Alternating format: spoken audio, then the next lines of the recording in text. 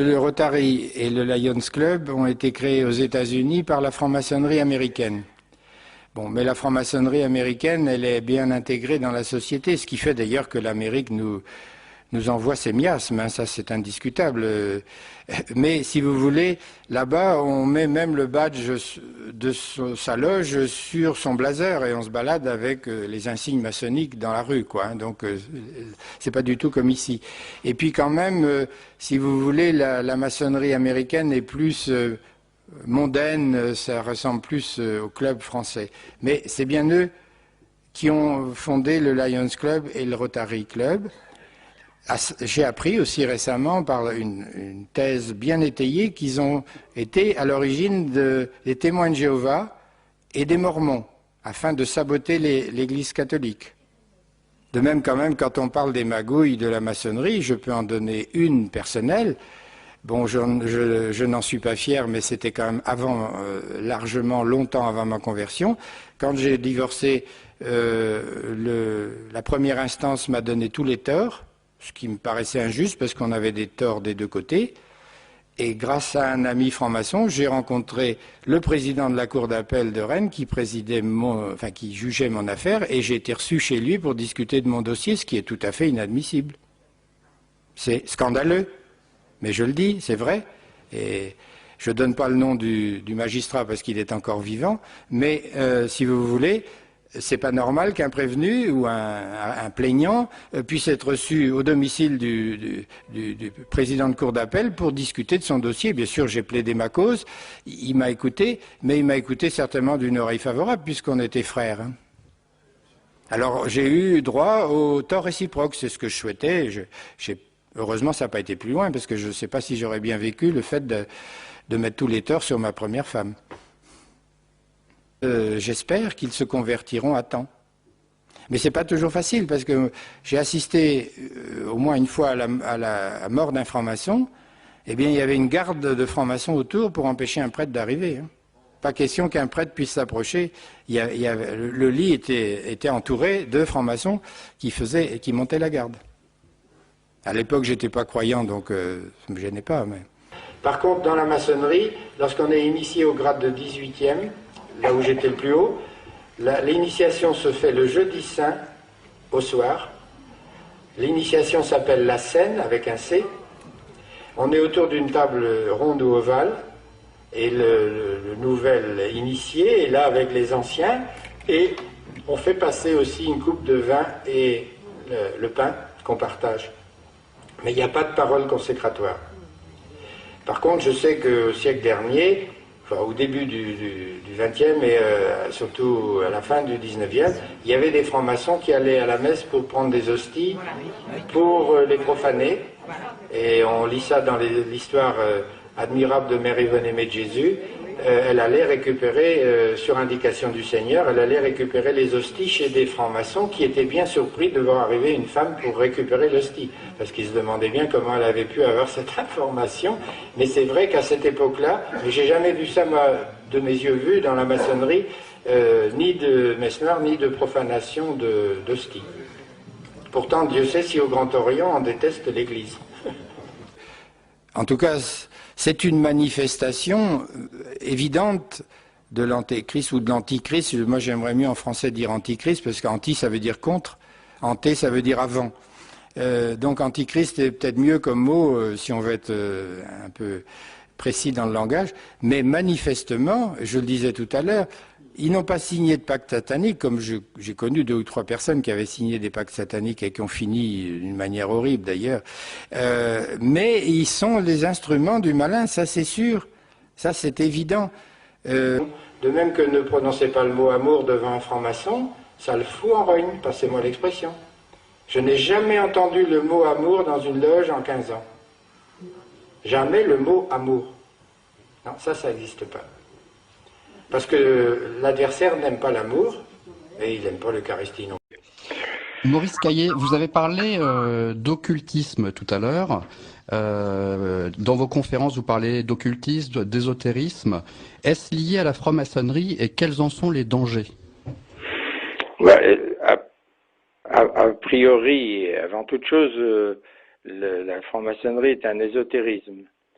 Mais certains adeptes ne savent même pas qu'il y a également en arrière-plan certaines formes d'occultisme. Certains rituels comportent une intention magique, et l'intention magique la plus importante, c'est celle qu'on exerce lorsqu'on fait la chaîne d'union à la fin d'une réunion de loge, même au premier grade d'apprenti. Cette chaîne d'union qui consiste à se mettre en rond au milieu de la loge et à se donner les mains en croisant les bras devant la poitrine, en prononçant la triple devise liberté, égalité, fraternité. C'est aussi le vénérable qui dit nous allons transposer nos doctrines dans la société qui nous entoure, mais c'est bien aussi pour ceux qui sont un petit peu plus avancés dans l'initiation, c'est bien une opération magique ou une tentative, en tout cas magique, de transformation de la société qui entoure la loge. Et je mettrai simplement un bémol, si vous voulez, c'est que beaucoup de francs-maçons ignorent qu'ils sont protagonistes de ce combat. Hein. Beaucoup, comme je l'étais, rentrent naïvement dans la maçonnerie au vu des idéaux liberté, égalité, fraternité, dont on ne souligne pas d'ailleurs l'interprétation, parce que l'interprétation de liberté, d'égalité ou de fraternité n'est pas la même pour un catholique ou pour un franc-maçon. C'est le même mot, mais les concepts sous-jacents sont bien différents. Et donc on se laisse prendre, mais quand on rentre flatté ou séduit ou dans la maçonnerie, on ne se doute pas souvent de la responsabilité qu'on prend vis-à-vis de la société, vis-à-vis de Dieu, si par hasard on croit à l'existence de Dieu. Mais alors, moi j'étais au Grand Orient, qui est quand même très laïciste, qui professe presque ouvertement l'athéisme, mais j'ai aussi fréquenté des maçons de la Grande Loge de France ou de la Grande Loge nationale française, et là il y a souvent un piège, c'est qu'ils parlent de Dieu, et que par exemple à la Grande Loge nationale française, on doit, lors de son initiation, professer qu'on croit en Dieu. Mais ça s'arrête là. C'est un piège, oui. C'est Pascal qui disait déisme, athéisme déguisé. C'est du déisme, et le grand architecte de l'univers n'est pas Dieu. C'est une abstraction qui est censée expliquer la création, parce qu'on n'a pas d'autre moyen d'expliquer pourquoi il existe quelque chose au lieu de rien. Donc on se cache derrière ce masque en disant nous croyons en Dieu. Mais en réalité, ils croient surtout pas en Jésus-Christ, mort et ressuscité pour nos péchés. Ça n'a rien à voir. Et on a un Dieu trinitaire. Et encore moins, oui, on a un Dieu trinitaire. Maurice Caillé, vous différenciez bien les 3 premiers degrés et les degrés supérieurs, parce que la majorité des francs-maçons ne savent pas où ils ont mis les pieds finalement. Ah oui, absolument. Parce que je parlais de la signification des mots. Les maçons professent à grands cris, et s'en servent d'ailleurs même à l'Assemblée nationale, de l'égalité qui serait nécessaire ou souhaitable. Mais en réalité, alors qu'ils professent l'égalité aux yeux du bon peuple, entre eux, ils sont pas égaux. D'une part, ils font une grosse différence entre un initié et un profane. Ça fait déjà 2 catégories de population. Et ensuite, à l'intérieur de la maçonnerie, par exemple, au rite écossais ancien accepté, où j'étais, il y a 33 grades, et je vous assure qu'il y a des cloisons étanches entre chaque grade. Donc, on ne sait pas, quand on est apprenti, on ne sait pas ce qui se passe au grade de compagnon. Quand on est compagnon, on ne sait pas ce qui se passe au grade de maître. Et beaucoup plus encore, quand on est dans les loges bleues ou les loges de Saint-Jean, les loges de base, on ne sait absolument rien de ce qui se passe dans les ateliers de perfection, où on va du 4e grade au 33e grade. Et par contre, les gens qui sont d'un grade élevé savent ce qui se passe en dessous. Mais celui qui est dans le grade inférieur ne sait pas du tout ce qui se passe dans le grade supérieur. Et plus on avance dans les grades, moi j'ai été jusqu'au 18e grade avant que le Seigneur me saisisse, et je vous assure que déjà, moi qui étais totalement athée, je n'étais pas baptisé, quand je suis arrivé au 18e grade, je me suis demandé où j'étais arrivé, puisque ça se passait le jeudi saint, le jour, c'est l'initiation singe, la scène du Christ, et les symboles aussi sont très proches du christianisme, mais en fait c'est une parodie, une parodie de la scène du Christ.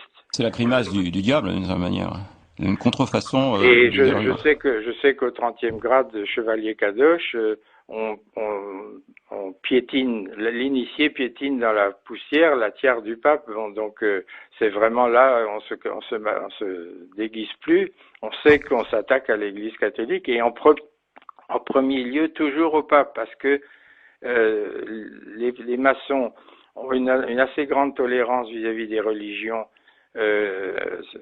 comme le protestantisme, l'orthodoxie, le judaïsme, mais une hostilité majeure vis-à-vis de l'Église catholique. Pourquoi? Parce qu'elle est centralisée, parce qu'elle est solide, parce qu'elle est puissante, parce qu'elle est universelle, et que c'est l'adversaire principal à abattre. Alors vous savez que Saint Paul parfois se traite d'avorton. Moi aussi, j'étais un avorton, et je le suis toujours. Et j'ai été sauvé par la grâce, par la miséricorde gratuite de Dieu, lavé par le baptême, vous verrez comment, rénové par l'Esprit Saint lors de la confirmation, puis l'effusion de l'Esprit Saint. Avant, quand j'étais dans la franc-maçonnerie, par exemple, je recherchais des vérités. Je travaillais sur des idées, je travaillais sur des symboles, sur des mythes, et puis un jour, j'ai rencontré non pas une idée, non pas un mythe, non pas un symbole, mais une personne, à savoir Jésus-Christ. Et je vous raconterai après comment se passent les réactions des francs-maçons qui m'ont connu et qui ont essayé de me ramener vers la franc-maçonnerie. Alors bien entendu, je ne suis pas un maître à penser, je ne suis pas un philosophe, je suis un témoin et je demande simplement à être considéré comme témoin. Alors ma vie, je vais vous la raconter le plus rapidement possible. C'est l'objet de mon premier livre, Du secret des loges à la lumière du Christ, et c'est aussi le titre de ce témoignage, conférence témoignage.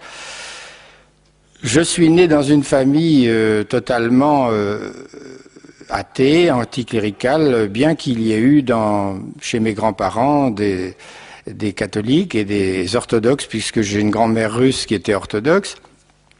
Mais en tout cas, mes parents étaient mariés civilement, ce qui se faisait pas beaucoup à l'époque. Ils sont toujours vivants. Et ils n'ont pas demandé le baptême pour moi.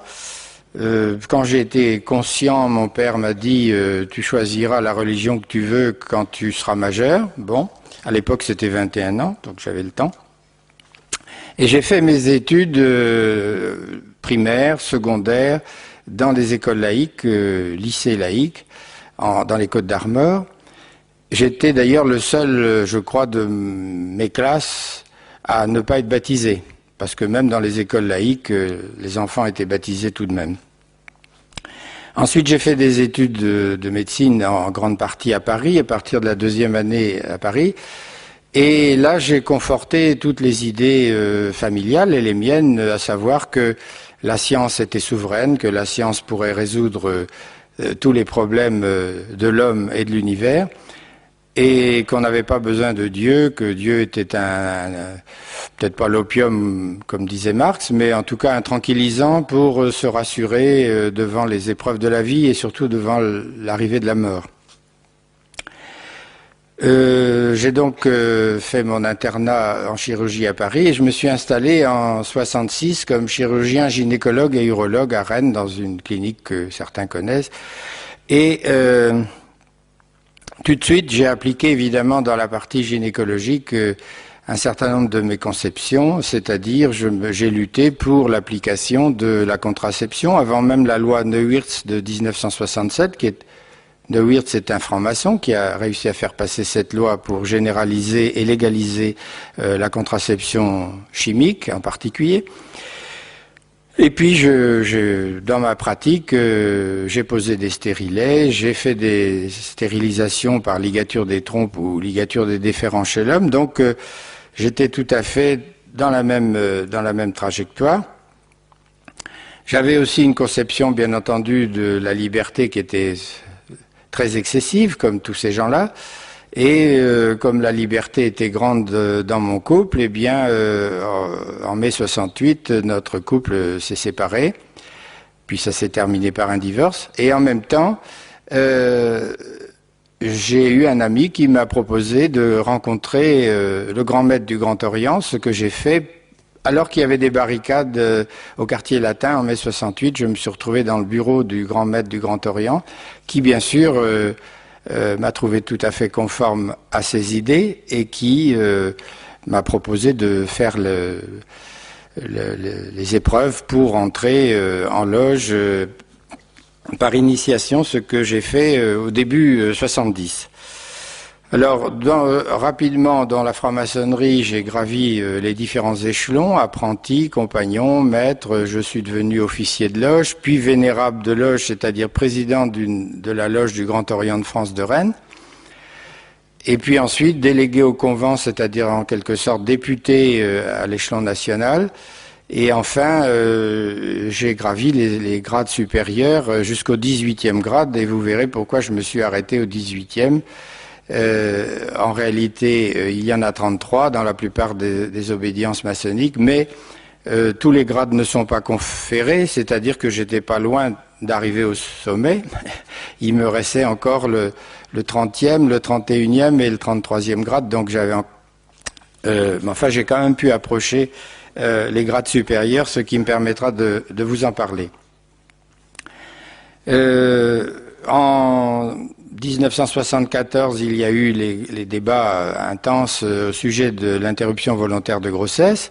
Vous savez que la loi avait été proposée dans le programme présidentiel de Giscard d'Estaing et soutenue par Madame Veil, qui était ministre des Affaires sociales et de la Santé. Ce projet de loi a abouti, comme vous le savez, mais il faut savoir aussi qu'auprès de Giscard d'Estaing, il y avait un conseiller qui s'appelait Jean-Pierre Proutot, que j'ai bien connu, qui était grand maître du Grand Orient de France. Et puis, du côté de Madame Veil, il y avait comme conseiller qui était en même temps un fondateur du planning familial, le docteur Pierre Simon, qui était grand maître de la Grande Loge de France. Vous voyez, donc c'était un gouvernement qui était bien entouré, bien que on n'en parle pas à ce moment-là tellement, et on a parlé beaucoup des francs-maçons à l'arrivée de François Mitterrand au pouvoir, mais en réalité, ils étaient déjà fort influents avec des gouvernements dits de droite. En 1978, un franc-maçon qui était de ma loge, qui était directeur de la Caisse de sécurité sociale, je peux en parler puisqu'il est décédé depuis, donc je ne commets pas d'indiscrétion, m'a proposé d'entrer à la sécurité sociale en me promettant une carrière brillante dans l'administration. Donc, avec son appui, j'ai pris la direction du centre d'examen de santé de la sécurité sociale, où j'ai fait donc de la prévention, de l'éducation pour la santé, puis j'ai été poussé à faire plein de choses grâce à mes frères francs-maçons. La faculté de médecine de Rennes, l'éducation pour la santé, la prévention et l'hygiène. Et puis, j'ai fait partie d'un tas de commissions au ministère de la Santé. J'ignorais d'ailleurs que mon ministre et ami Edmond Hervé était franc-maçon parce qu'il devait être franc-maçon dans une loge parisienne et on ne sait pas toujours ce qui se passe entre la province et Paris. Mais en tout cas, je me suis retrouvé un peu partout et finalement, je me suis retrouvé vice-président de l'Observatoire régional de santé de Bretagne. Donc j'étais dans les huiles dans le domaine de la santé. Mais heureusement, la Providence veille sûrement et à un moment donné, toute cette belle ascension s'est détraqué. Il y a eu d'abord le fait que ma seconde épouse était malade gravement, et que la médecine et les guérisseurs que nous fréquentions à l'époque n'avaient pas pu la guérir, donc ils n'étaient pas plus malins les uns que les autres. Deuxièmement, alors elle est restée couchée toute l'année 83. Deuxièmement, notre situation matérielle s'est dégradée parce que, après avoir été chirurgien libéral, je me retrouvais salarié de la sécurité sociale avec des salaires qui étaient nettement inférieurs, et nous avions 4 enfants, plus une jeune femme qu'on avait adoptée avec son bébé parce qu'il n'était pas question de lui faire une interruption de grossesse comme elle l'avait demandé à 5 mois. Donc elle est restée chez nous pendant 3 ans avec son bébé. Vous voyez qu'on peut être païen, avoir des bonnes idées généreuses quand même. Hein. Et donc,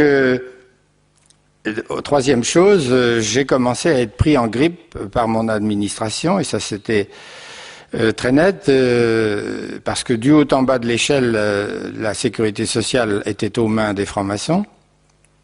Et donc, j'ai eu le malheur, dans mon activité d'éducation pour la santé, j'avais commencé à faire, je faisais des conférences, mais c'était pas sur les mêmes sujets. Donc, le Seigneur nous prépare toujours à faire quelque chose. À l'époque, je faisais des conférences sur la lutte contre le tabac, contre l'alcool, contre l'obésité, contre toutes sortes de calamités qui menacent notre santé. Et dans le travail d'éducation pour la santé que je faisais, je me suis trouvé à rencontrer des travailleurs sociaux qui, dans leur grande majorité, étaient des chrétiens et plutôt adhérents de la CFDT. Moi, comme on me l'avait demandé, j'étais à la force ouvrière qui était noyautée complètement par les francs-maçons. Donc, on m'a fait savoir que j'étais parti sur un mauvais chemin, mais on ne me l'a pas dit très nettement. C'est après que je me suis rendu compte que c'était vraiment la source de ma disgrâce. Et vous verrez tout à l'heure, ça s'est terminé vraiment par un drame. Et donc tout allait mal, et début 84, je me suis dit que peut-être ça ferait du bien à mon épouse, Claude, d'aller à la montagne, de se reposer dans un autre climat. Je l'ai donc emmenée dans ma voiture, couchée, et puis on a passé une dizaine de jours du côté de Font-Romeu, mais ça n'a rien changé à son état de santé.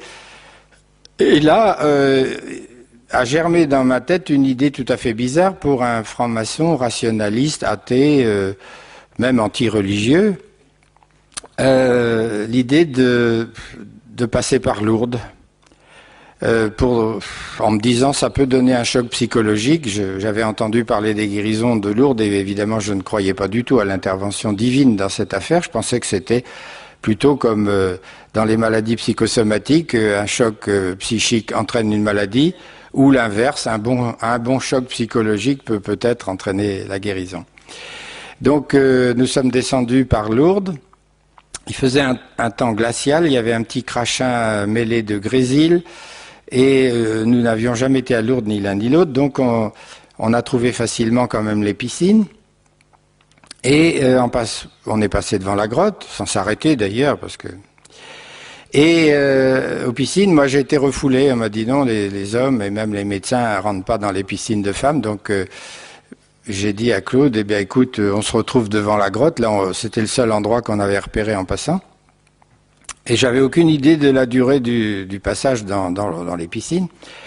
Et comme il faisait un froid glacial, j'ai pas pu rester dehors, donc j'ai cherché un endroit pour m'abriter.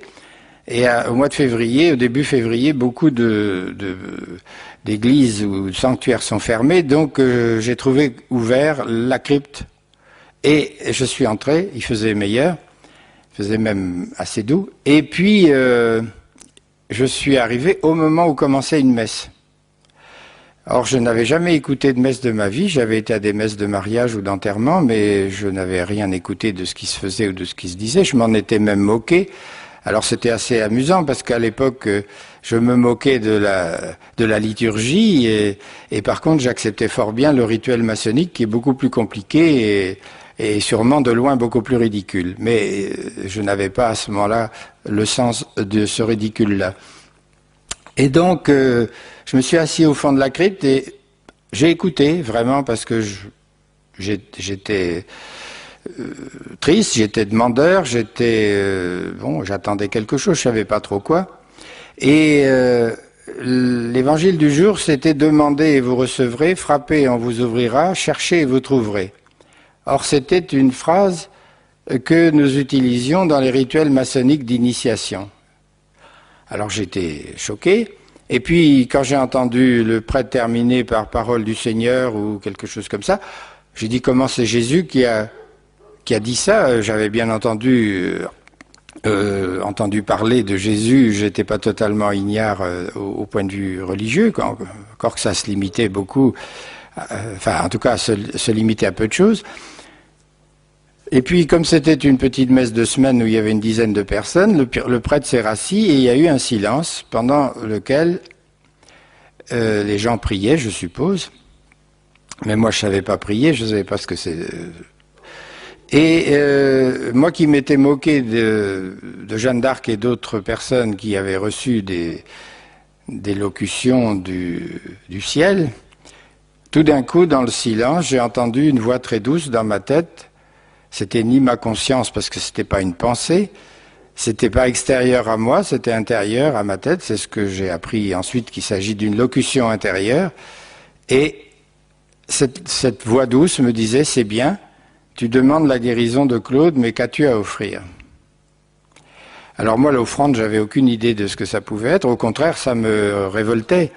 Parce que lorsque j'avais vu des religieuses dire à des malades offrez votre souffrance au Seigneur, je les mettais dehors assez brutalement en leur disant donnez des calmants aux malades et puis vous parlerez de votre religion après. Et voilà que là, tout d'un coup, moi je me suis trouvé tout à fait bouleversé. Je ne savais quoi offrir et pourtant en 30 secondes, je n'ai vu qu'une chose à offrir, c'est moi-même. Donc j'ai suivi du regard le prêtre qui sortait de l'église, enfin de la crypte et qui allait vers la sacristie. Je l'ai rejoint dans la sacristie et je lui ai dit pouvez-vous me baptiser? Alors il a été surpris de voir un grand gaillard de 50 ans qui demandait le baptême comme ça. Moi j'avais vu baptiser des enfants, des nouveau-nés, je savais que ça posait pas de problème. Alors il m'a dit, vous savez, puis en plus j'ai eu l'honnêteté de lui dire que j'étais franc-maçon. Alors là c'était comme s'il avait vu un diable dans son bénitier, il a fait un bond. Il a dit, ouh, c'est très compliqué, il faut aller voir l'archevêque de Rennes, ça se passe pas comme ça, etc. Ça a été malheureux parce que ça m'a un petit peu refroidi. Pourtant, en descendant à la grotte, j'ai retrouvé Claude qui était pas guéri.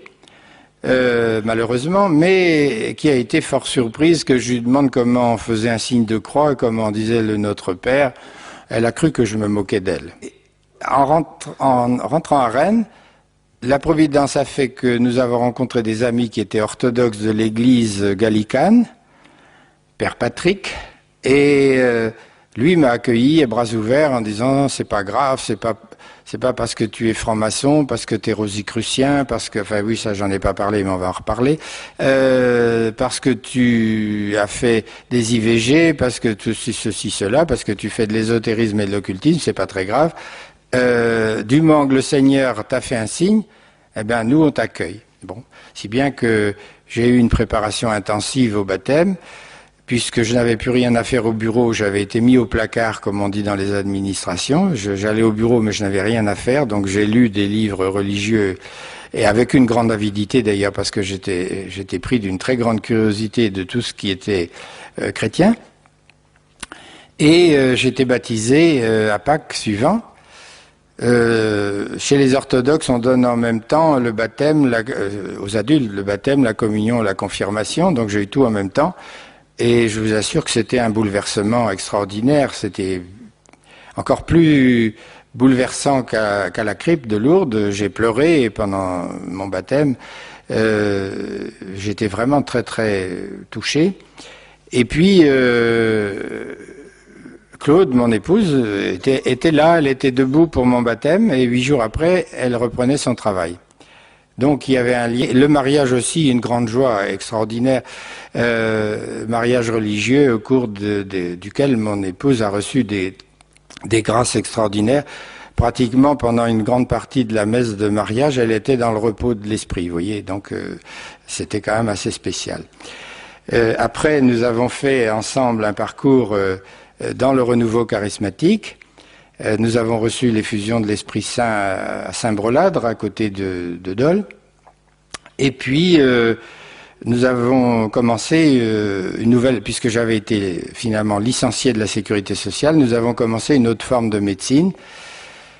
J'avais pris conscience qu'il n'était pas normal que certains médecins s'occupent des maladies physiques, des maladies du corps, d'autres du psychisme, de l'affectivité et du psychisme, et encore d'autres, nos bons prêtres, de l'âme.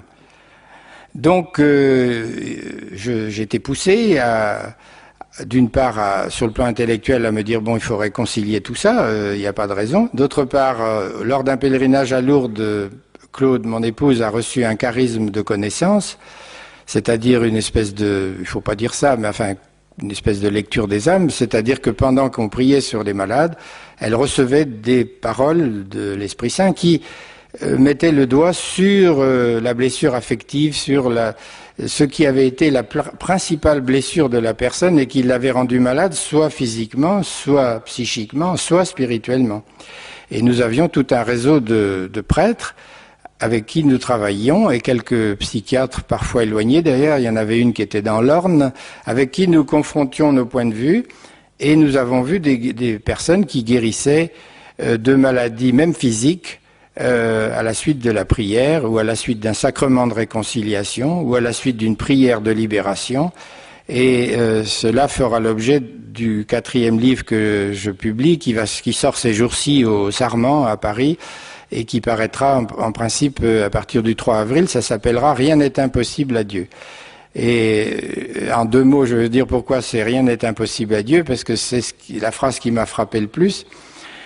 Et en plus, comme vous ne la voyez pas ici, elle est dans la voiture, dans notre voiture, où elle prie, parce que pendant que je témoigne, en général, elle subit des tourments très intenses, et elle est malade, et elle a des troubles inexplicables. Et ça s'arrête dès que la réunion est terminée pour venir après la réunion saluer quelques personnes qui la connaissent. Donc nous sommes très solidaires et nous sommes dans le même combat.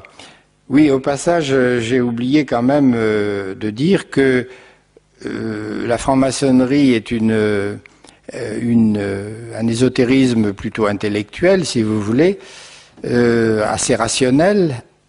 Encore qu'on travaille sur les symboles, c'était pas tellement ma tasse de thé quand je suis entré en maçonnerie, parce que moi j'étais vraiment très rationaliste, hein, il y avait que ce que je voyais, j'étais pire que saint Thomas. Et puis la franc-maçonnerie, pour certains, c'est un peu comme les drogues douces, vous savez, on prend du cannabis en disant c'est pas dangereux, et puis après on va vers l'héroïne, la cocaïne, des choses bien pires. Et là c'est un peu pareil, quand on est entré dans cette démarche ésotérique, on devient curieux. Je l'étais sans doute avant un peu, mais je suis devenu de plus en plus curieux, si bien qu'avec mon épouse on est entré dans l'ordre rosicrucien à Morques, qui parle de choses surnaturelles quand même si c'est pas les bonnes. Et puis, on a appris la radiesthésie, le magnétisme, on a fait du spiritisme, enfin toutes sortes de choses, yoga, tai chi chuan, enfin on a exploré, sophrologie. C'était une avidité incroyable et c'est habituel, c'est-à-dire que, il faut bien en parler dès maintenant. Quand le malin nous entraîne dans ce genre d'activité, il est débordant de joie et il nous pousse vers des tas d'autres activités. Et je suis devenu aussi, j'ai appris des techniques de guérison et je suis devenu membre des guérisseurs de France, du GNOMA. Donc j'ai exploré pas mal les techniques de guérison de ces personnes-là, que je ne condamne pas, mais dont je condamne les pratiques. Eux, ce sont souvent des braves gens, mais ce qu'ils font n'est pas toujours recommandable. Et puis alors donc, après 3 ans dans l'Église orthodoxe, j'ai été un petit peu défrisé par l'attitude de certains prêtres de cette petite église, qui est tout à fait marginale. Il n'y a qu'un évêque en France, c'est Monseigneur Germain, qui est à Paris. Et Je n'appréciais pas qu'ils disent notamment que la communion n'était pas valide chez les catholiques. Or, comme j'avais quand même fait 1 an de théologie pour me perfectionner, je pouvais quand même affirmer le contraire. D'autre part, j'ai été vraiment émerveillé par le Saint-Père. Un certain nombre de ses gestes m'ont touché très profondément, en particulier la réunion d'Assise en 1986, avec tous les chefs religieux qu'il avait invités. J'ai été touché par la visite du Saint-Père à la synagogue de Rome. C'était la première fois depuis Saint-Pierre qu'un pape entrait dans une synagogue. Et je crois qu'il faut quand même qu'on fasse la paix avec nos frères juifs. Et puis, j'ai admiré tous les efforts du Saint-Père pour l'unité, pour l'œcuménisme, pour la paix dans le monde. Donc, en 87, j'ai demandé mon entrée dans l'Église catholique, ce qui est relativement facile puisque ça ne suppose qu'une lettre manuscrite et signée pour demander, et ça marche dans les 2 sens, on peut passer d'une église à l'autre. Il y a très peu de différence d'ailleurs, à part le fameux filioque, selon lequel l'Esprit Saint ne viendrait que du Père pour les orthodoxes et du Père et du Fils pour les catholiques, mais qui sait comment circule l'amour dans la Sainte Trinité, sans doute des esprits beaucoup plus mystiques que moi et que la plupart d'entre nous. Finalement, en 87 aussi, nous avions déjà rencontré quelque temps avant un moine bénédictin de l'abbaye Sainte-Anne de Kergonan à côté de Vannes, avec qui on a sympathisé et qui est resté depuis notre père spirituel. Ça fait 17 ans qu'il nous suit. En tout cas, il y en a un qui est pas content, c'est Toto, comme je l'appelle, c'est-à-dire Satan, parce que pendant que je parle, mon épouse Claude est malade. Et malade d'une manière qui n'est pas explicable médicalement, c'est-à-dire qu'elle me dit, parfois, elle est dans la voiture, là à côté, elle me dit, j'ai des douleurs comme si j'accouchais. C'est pas un symptôme médical habituel. Quand on a son âge, elle a 60 ans, on n'a pas des douleurs d'accouchement. Elle a des tourments, elle a des angoisses terribles. Donc il y en a un qui n'est pas content. Ça, c'est sûr. Ce qui prouve bien d'ailleurs que j'attaque un sujet qui est sensible pour l'adversaire. Hein. Sinon, il ficherait la paix à mon épouse ainsi qu'à moi. Quant aux adversaires physiques, humains, j'ai eu affaire à eux au début. Quand j'ai engagé un procès contre la sécurité sociale, j'ai eu des menaces de mort. Parce que j'avais refusé d'aller devant la justice maçonnique, parce qu'il y a une justice maçonnique, ce qui d'ailleurs est tout à fait scandaleux, il est tout à fait inadmissible. C'est comme si vous disiez, on a un conflit entre catholiques, on va aller devant le tribunal catholique. Ou les protestants, on va aller devant le tribunal protestant, et ainsi de suite. Et pourquoi pas un tribunal pour chaque profession aussi. Donc, moi j'en savais assez à ce moment-là sur la franc-maçonnerie pour savoir que le tribunal maçonnique, c'était une mascarade pour favoriser les plus pourris de la maçonnerie. Donc, lorsque j'ai vu qu'on me mettait au placard, j'ai été au prud'homme. C'était normal, j'étais salarié de la sécurité sociale. Et là, j'ai eu chez moi un homme de valeur qui était prof de fac, qui était secrétaire régional de Force ouvrière, qui était franc-maçon de la Grande Loge de France et qui m'a dit si tu vas au prud'homme, méfie-toi qu'il ne t'arrive la même chose qu'à Lucet à Marseille. Lucet, c'est un directeur de caisse de sécurité sociale qui s'est suicidé de 2 balles dans la tête, dans la nuque. Alors la première balle, c'est facile. J'ai pas essayé, mais j'ai quand même lu des livres de médecine légale. La première balle là dans la nuque, et puis ça marche, hein, ça vous cisaille le bulbe en une fraction de seconde, donc réussite parfaite. Mais lui, il en avait 2. Et on a quand même conclu au suicide et au non-lieu au bout de 10 ans. Bon. Alors maintenant, est-ce que... après, j'ai continué, j'étais au prud'homme, j'étais en cour d'appel, ils m'ont amené en cour de cassation et j'ai gagné tous mes procès grâce à un avocat chrétien et un avocat catholique qui m'a dit « Moi, vous seriez en procès contre le président de la République, ça ne me dérangerait pas, même s'il est franc-maçon ou s'il est autre chose, je suis là pour vous défendre, je me base sur les faits réels et je vous défendrai. Et il nous a défendus tous les deux, puisque mon épouse aussi a eu le même sort. Elle a été licenciée sans raison quelques mois après moi. Actuellement, comme je vous ai dit, il ne faut pas avoir peur, donc a priori, je n'ai pas peur. Et deuxièmement, il me semble que m'étant manifesté par écrit, oralement, bon, s'il m'arrivait quelque chose, on saurait quand même bien d'où ça vient. Déjà, quand j'étais encore franc-maçon quand j'ai eu les menaces de mort, mais je ne me pliais pas à la loi maçonnique, mais j'étais déjà converti aussi. Et parce qu'il y a eu une période, évidemment, où d'ailleurs, entre parenthèses, j'ai eu une première conversion, si on peut dire, puis une deuxième. La première, c'était Lourdes, comme je vous ai raconté, et la deuxième, c'est quand j'ai eu l'effusion de l'Esprit Saint à Saint-Brelade, où là, j'ai abandonné toutes mes pratiques occultes et ésotériques, jusqu'au pendule. Ça a été le plus dur, parce que c'était devenu une drogue, le pendule. Hein. À chaque fois qu'on a une décision à prendre, on prend son pendule, même pour tester un médicament. Donc, je me suis débarrassé, à ce moment-là, après l'effusion de l'Esprit Saint, de toute pratique occulte ou ésotérique.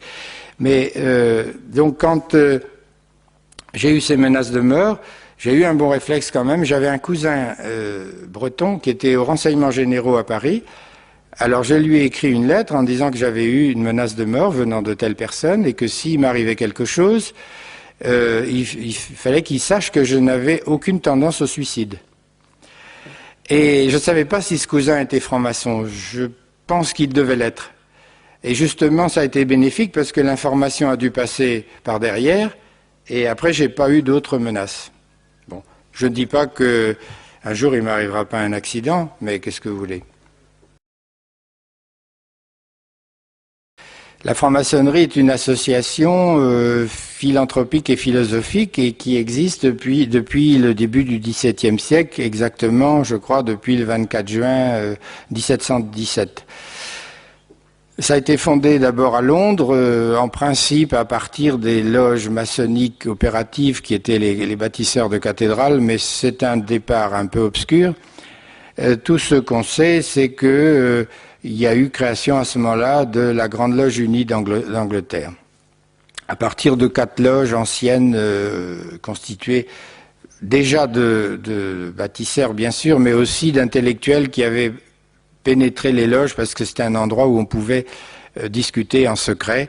Il faut dire qu'à l'époque, il n'était pas facile d'organiser des réunions comme celle-ci. On aurait eu tout de suite les rois ou les princes qui nous seraient tombés sur le dos, voire les autorités ecclésiastiques d'ailleurs aussi. Alors, l'organisation de la maçonnerie, il y a plusieurs obédiences, mais vous lancez pas là-dedans, c'est pas très important. Il y a le Grand Orient de France, la Grande Loge de France, la Grande Loge nationale française, il y a la Grande Loge féminine, il y a le droit humain qui est mixte, il y a tas de choses, peu importe. Parce qu'en définitive, la structure est la même et les objectifs sont les mêmes. Il y a une structure démocratique de base qui paraît tout à fait rassurante, c'est ce qu'on appelle les ateliers de base ou loges de base ou ateliers bleus ou loges de Saint-Jean. C'est les mêmes noms, enfin c'est des noms différents pour la même chose. Ce sont des ateliers où on confère les grades d'apprentis, de compagnons et de maîtres. C'est la base. Dans ces loges, les responsables sont élus. Les officiers, le vénérable sont élus. Le représentant national est élu comme un député. Bon. Et puis il y a une assemblée nationale qu'on appelle le convent, qui va élire 33 membres du Conseil de l'Ordre, et ces 33 membres vont élire le grand maître. Mais dans tous les cas, les fonctions sont maintenant bien limitées dans le temps, c'est-à-dire que les vénérables, je crois, maintenant dans la plupart des obédiences, sont élus pour 2 ans, et les grands maîtres pour 1 an. Donc le grand maître, il faut qu'il se représente tous les ans. Vu comme ça, ça paraît assez rassurant, c'est une organisation démocratique. Les cotisations sont pas scandaleuses, ça doit être de l'ordre de 2000 francs par an. Il est difficile d'entrer dans les loges, mais théoriquement, il est facile d'en sortir. C'est-à-dire que la démission est prévue dans les statuts, dans les règlements. Dans la pratique, on en reparlera tout à l'heure, c'est déjà un petit peu plus difficile. Bon, ça c'est la structure visible, celle dont on parle dans les journaux, celle que on met en cause dans les scandales qui frappent la maçonnerie actuellement. Entre parenthèses, à mon avis, on parle trop des scandales qui touchent quelques personnes, bien entendu, et on ne parle pas assez de la dangerosité de la philosophie maçonnique qui imprègne toute notre société. Parce que qu'il y ait des mafieux là, il y en a ailleurs, il n'y a pas que dans les milieux maçonniques, malheureusement, il y en a partout. Il y en a peut-être un peu plus là parce qu'il y a le secret qui favorise les relations discrètes et même secrètes. Mais on ne parle pas assez dans les journaux, qu'ils soient de droite ou de gauche, qu'ils soient chrétiens ou pas, on ne parle pas assez de la gravité de la philosophie maçonnique. On va en reparler tout à l'heure. Et c'est elle qui imprègne nos sociétés depuis 250 ans et qui font que nos sociétés vont vers la décadence. Vous savez que toutes les grandes sociétés de l'histoire, que ce soit les Égyptiens, les Grecs, les Romains et tout ça, ont connu des périodes d'expansion, de développement, de rayonnement, et puis ensuite il y a la décadence. Alors pour moi, actuellement, notre société, qui n'est même plus une civilisation, est dans la phase décadente, et il est temps qu'on remonte le courant. Alors au-dessus du grade de maître, il y a ce qu'on appelle les hauts grades. Alors là, c'est plus du tout la même chose. D'abord, vous en entendrez parler rarement dans les journaux. Ce sont des grades qui sont conférés à partir du 4e grade, le grade de maître étant le 3e. Et ces grades sont conférés par cooptation. C'est-à-dire qu'un maître, un jour, va être visité par deux frères de grade plus élevé qui vont lui dire « On t'a remarqué, t'es quelqu'un de bien ». Donc on te propose d'entrer au chapitre au 4e grade. On ne sait pas pourquoi, on n'a pas d'explication. Et par ailleurs, il y a des maîtres qui restent maîtres 15 ans, 20 ans, 30 ans, sans que jamais on leur propose d'accéder au grade supérieur. C'est pas du tout à l'ancienneté, c'est au choix. Ensuite, il y a différentes tranches de grades, et ces tranches se répartissent en chapitres, aréopages, conseils philosophiques selon les grades, et là encore, il y a étanchéité totale entre les différents loges rouges, et des loges rouges, ou les loges blanches, ou des loges noires. Bon, il y a pas de passage. En tout cas, il n'y a pas de passage dans ce sens que ceux qui sont dans les grades inférieurs ne savent jamais ce qui se passe dans les grades supérieurs.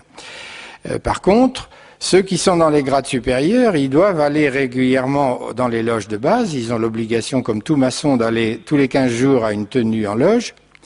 Et là,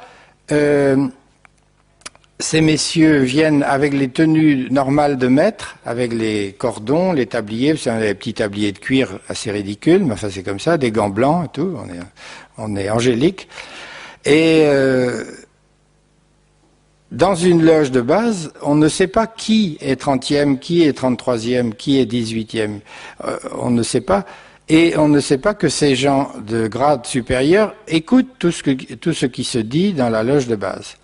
Donc il y a un contrôle, il y a une cooptation, il y a un élitisme, c'est-à-dire que, entre guillemets, les meilleurs montent dans les grades supérieurs, mais la définition des meilleurs, elle est difficile à établir. Elle dépend du flair des plus gradés. Et surtout, je pense, de la bonne correspondance entre l'état d'esprit du candidat et les buts réels de la franc-maçonnerie. Alors, on va parler des buts tout à l'heure, vous verrez. Pour le reste, ne vous attardez pas sur les problèmes de maçonnerie régulière ou irrégulière. C'est des disputes entre obédiences. Bon, les Anglais et les Anglo-Saxons prétendent être des maçons réguliers derrière la Grande Loge Unie d'Angleterre. Ils sont restés très sexistes puisque dans les loges anglo-saxonnes, il n'y a pas de femmes. En Europe, la maçonnerie dite irrégulière, enfin elle est dite irrégulière par les Anglo-Saxons. Il y a des loges masculines, il y a des loges féminines, mais aussi des loges mixtes. Donc il y a une petite ouverture vers les femmes, mais il faut savoir qu'au début de la franc-maçonnerie, on n'admettait ni les femmes ni les Noirs, ni les Juifs, ni les esclaves. Vous voyez, c'était très démocratique quand on dit que les principes de la maçonnerie sont liberté, égalité, fraternité, et ça existait déjà dès le départ. Vous voyez ce qu'ils en faisaient de la liberté, de l'égalité et de la fraternité. Alors, maintenant, peut-on être chrétien et franc-maçon?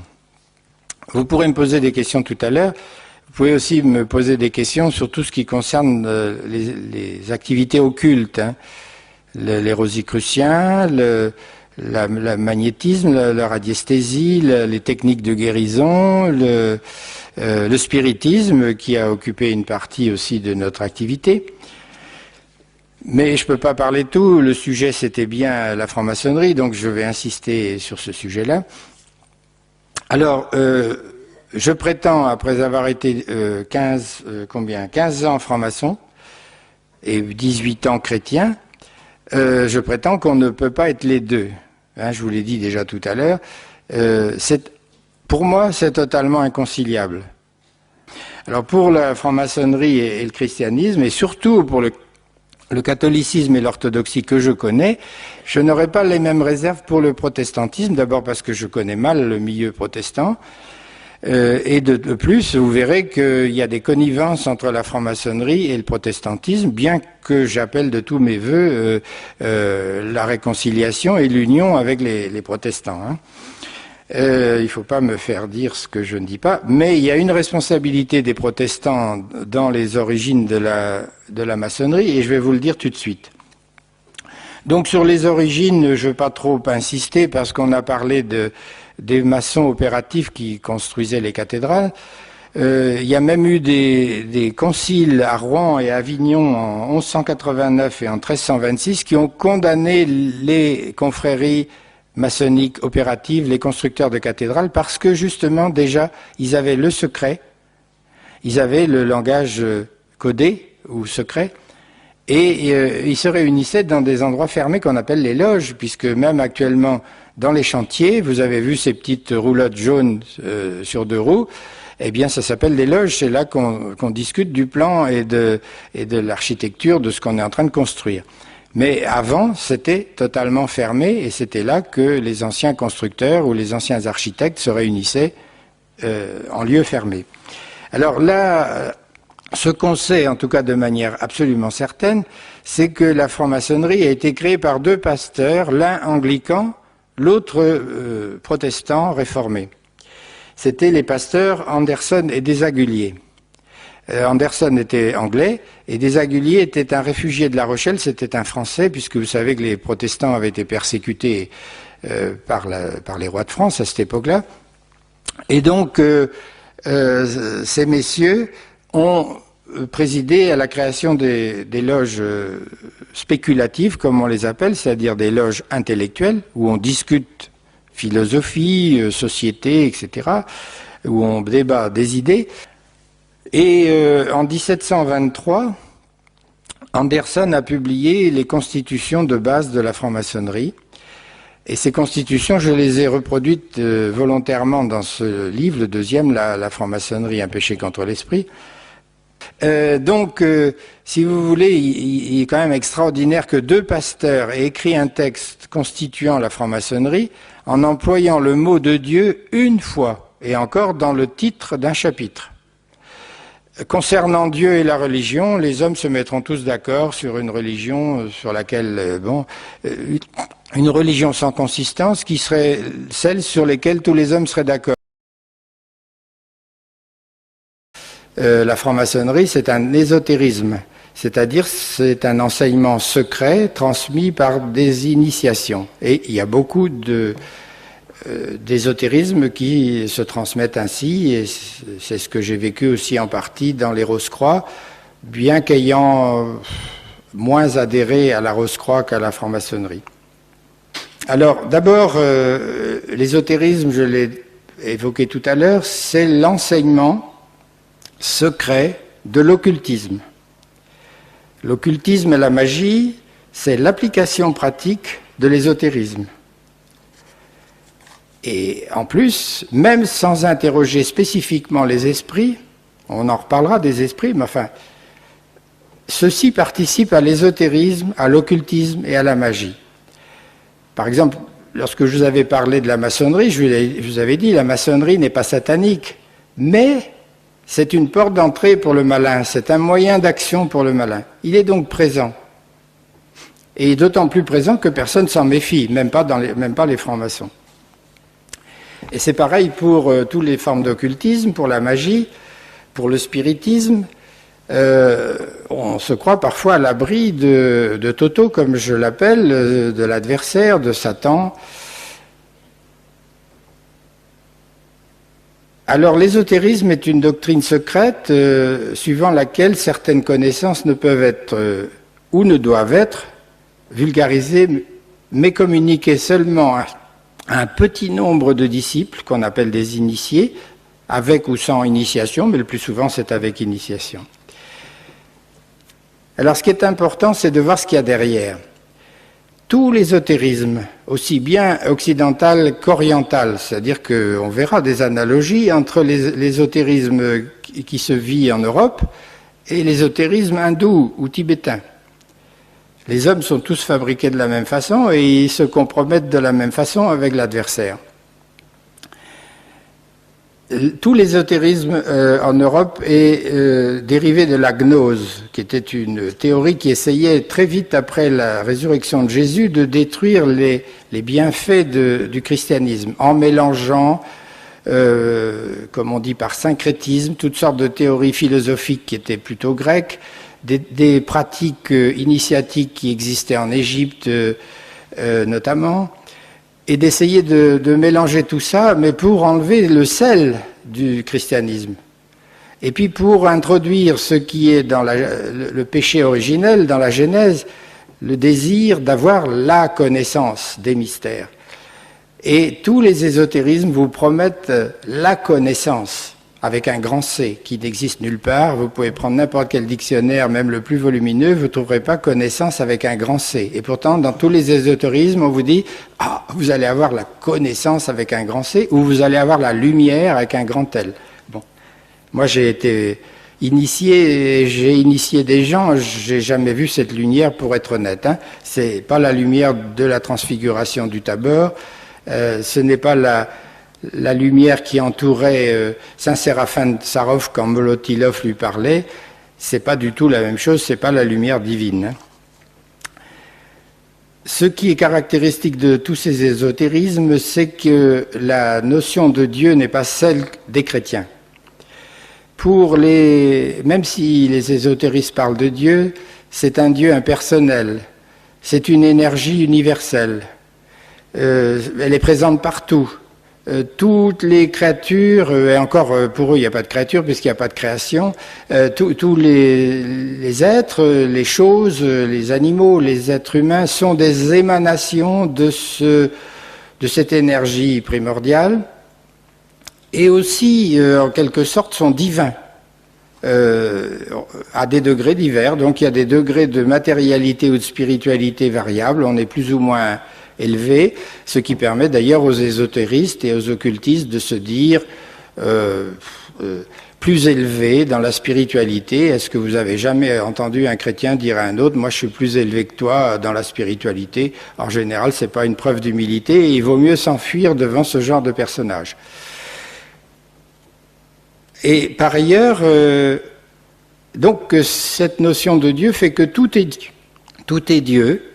Et on appelle ça le monisme ou le panthéisme, mais peu importe, vous comprenez bien la différence, c'est pas le Dieu personnel comme est Jésus-Christ, qui est à la fois Dieu et homme, et avec qui on a une relation personnelle, comme on a une relation avec son époux, avec son épouse, avec ses enfants, avec ses parents, c'est une relation face à face. Tout ce qui est ésotérisme, c'est de l'ordre de la fusion. On est en fusion avec ce cosmique, ce Dieu impersonnel, exactement d'ailleurs comme certaines mères bien intentionnées veulent vivre en fusion avec leur enfant. Bon, ça va quand l'enfant est tout petit, mais après il faut lui lâcher les baskets, comme on dit maintenant poliment. On ne doit pas rester fusionnel avec son enfant, comme on ne doit pas être fusionnel avec son époux ou son épouse. On est deux et on doit avoir un dialogue, un échange face à face, et non pas une espèce de bouillie infâme dans laquelle on se fusionnent. Et donc, dans les religions orientales, c'est la même chose. Dans le yoga, en particulier hindouiste, et dans certaines théories tibétaines, eh bien, il n'y a pas de dialogue avec Dieu, donc il n'y a pas de prière. La prière, au fond, n'a aucun sens pour eux, puisqu'ils sont Dieu, quelque part. Ils sont une émanation à un degré divers Alors, il n'y a évidemment pas non plus de grâce, puisque pour avoir la grâce, il faut qu'on la reçoive de quelqu'un. Là, il n'y a personne pour la donner. Il n'y a pas de rédemption. Jésus n'est pas venu se sacrifier pour acheter ces gens-là. Et ils ne le souhaitent pas, d'ailleurs. Et d'ailleurs, s'ils veulent bien parler de Dieu, ils veulent surtout pas parler de Jésus-Christ, homme et Dieu. Dans tous les ordres où j'ai pu entrer, le pire qu'on puisse faire, c'est de parler de Jésus-Christ, homme et Dieu. Si on parle de Dieu, bon c'est...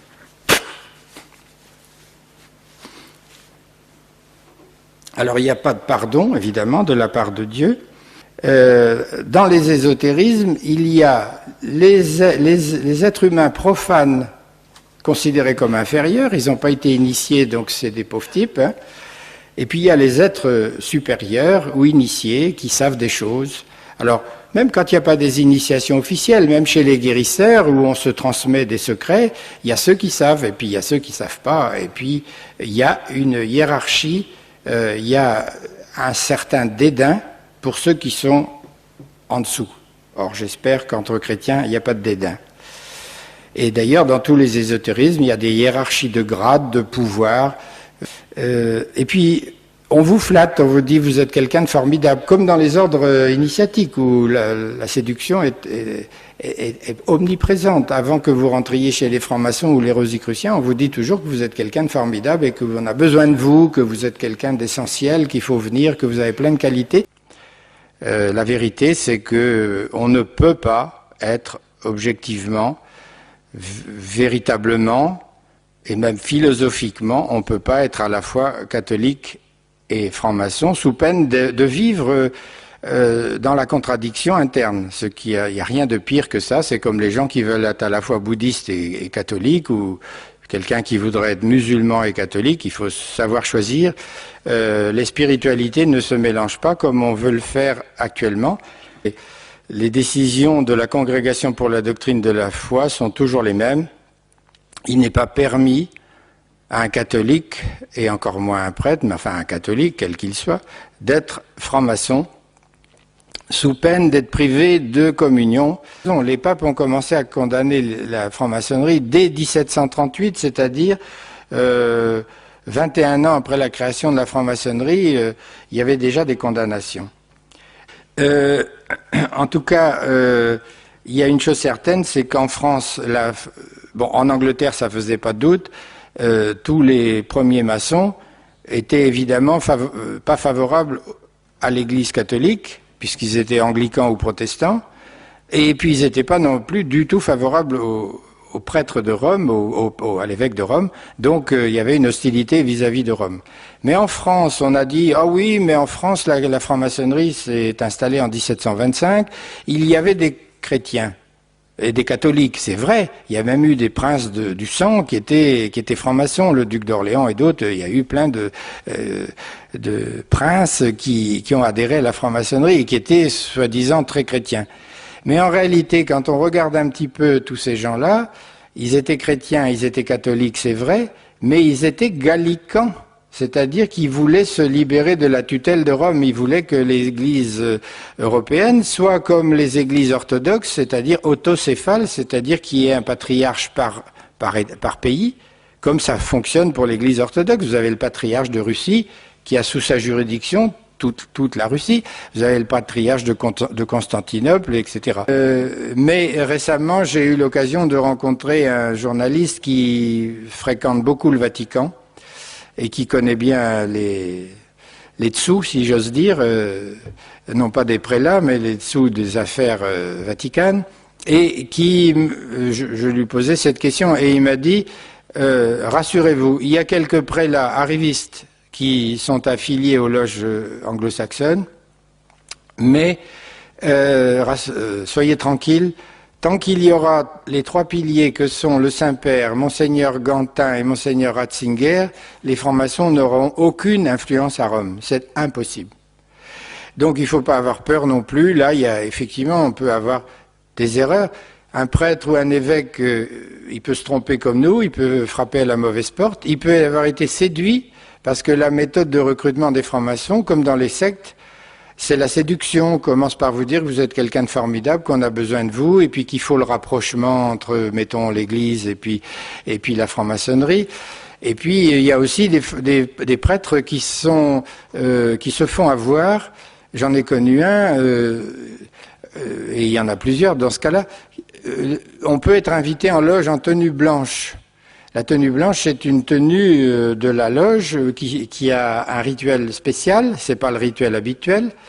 C'est pas l'intégralité du rituel. Donc, celui qui est reçu ne voit que ce qu'on veut bien lui montrer. D'autre part, en général, on choisit un sujet bien pensant, si j'ose dire, entre parenthèses. Il est certain qu'on ne va pas inviter un évêque à une tenue blanche pour parler de l'euthanasie ou de l'avortement. Hein, on va parler des pays pauvres ou on va parler de je sais pas quoi. Bon, donc quelquefois un prêtre peut être invité et il n'est pas du tout critiquable qu'il réponde à l'invitation, mais attention qu'il se laisse pas séduire, c'est-à-dire qu'il se dise bien qu'on lui montre qu'une partie du rituel, qu'on lui sélectionne un sujet qui peut passer entre des chrétiens et des francs-maçons. Et que c'est pas parce qu'il a été reçu en tenue blanche qu'il est un homme formidable et qu'il faut qu'il franchisse la porte de la loge définitivement. Mais je crois pas qu'il y ait un grand danger quand même. Le danger est plus au niveau des laïcs actuellement parce que c'est vrai que les francs-maçons, même du Grand Orient qui est l'obédience la plus laïcisante, ils font un effort pour persuader les catholiques qu'ils sont bienvenus dans les loges.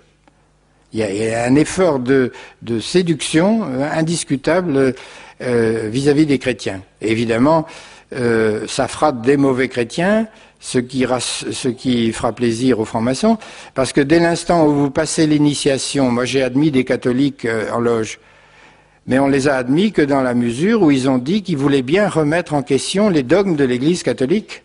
Et si vous remettez en cause les dogmes de l'Église catholique, vous n'êtes plus catholique, donc c'est réglé. Ils ont fait rentrer quelqu'un, oui, dans la loge, mais c'est plus un vrai catholique.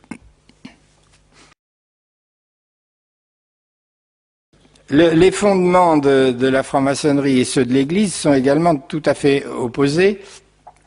Par exemple, vous savez bien que le christianisme a des fondements historiques, qu'il y a eu des témoins véridiques, authentiques, comme Saint Jean, comme d'autres, qui ont vu Jésus vivant, qui l'ont vu mort sur la croix, qui l'ont vu ressusciter, qui ont mangé avec lui du pain et du poisson après sa résurrection, qui ont touché ses plaies, comme Saint Thomas. Donc c'est une réalité absolue. Et en plus, il y a des historiens comme Flavius Joseph, historien romain, qui a parlé de Jésus, ce juif qui a été crucifié. Enfin bon, pour lui, c'était pas très important à l'époque.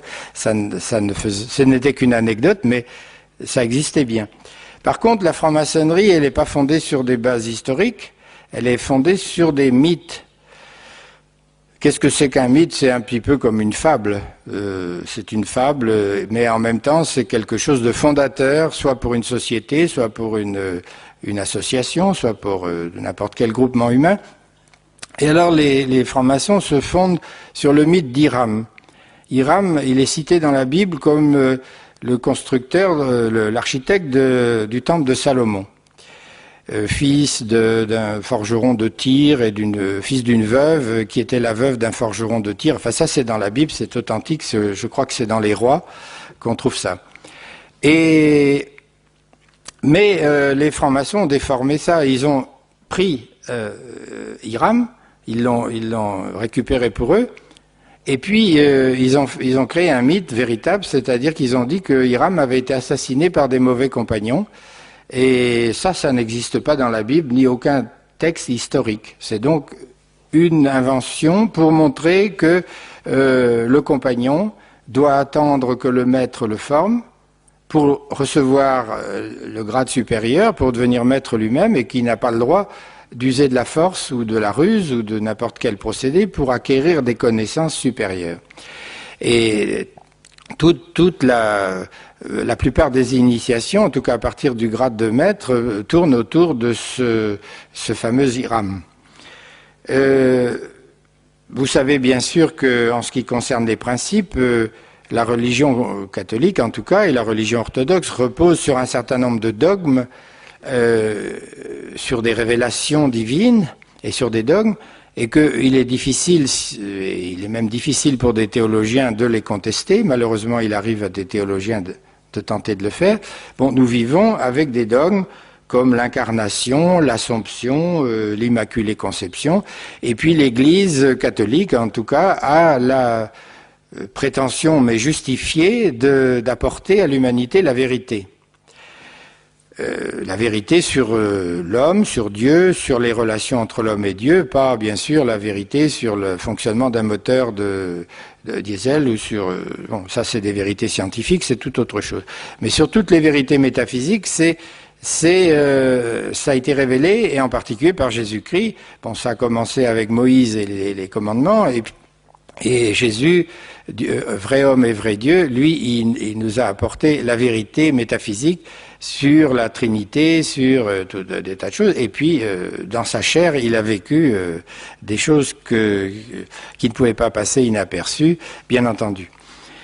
Les francs-maçons, par contre, eux, ils professent une philosophie humaniste, c'est-à-dire que tout tourne non pas autour de Dieu, mais autour de l'homme.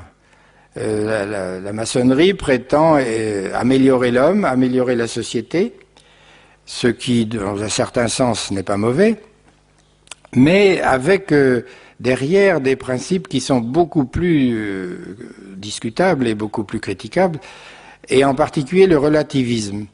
Qu'est-ce que ça veut dire, le relativisme? Ça veut dire que pour un franc-maçon, il n'y a aucune vérité définitive. Que ça soit dans n'importe quel domaine. Bon, c'est vrai que dans le domaine scientifique, la science progresse et que certaines vérités d'aujourd'hui seront contredites demain et puis qu'on trouvera mieux encore.